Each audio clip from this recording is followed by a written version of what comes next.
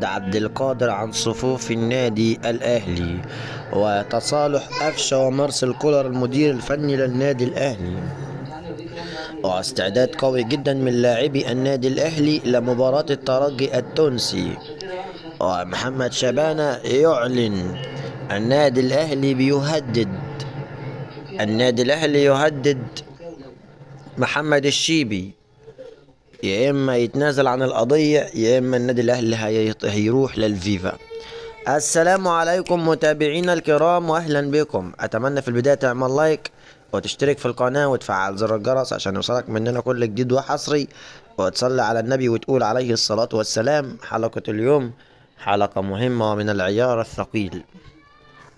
استعداد قوي جدا للنادي الاهلي، استعداد النادي الاهلي بيحاول ان هو ان شاء الله بعون الله يقدر يكسب مباراة الذهاب ويقدر يفوز على الترجي التونسي. النادي الاهلي يوعد كل الجماهير الاهلاويه بالفوز والمكسب والفوز بالبطوله الافريقيه رقم 12 في تاريخه. النادي الاهلي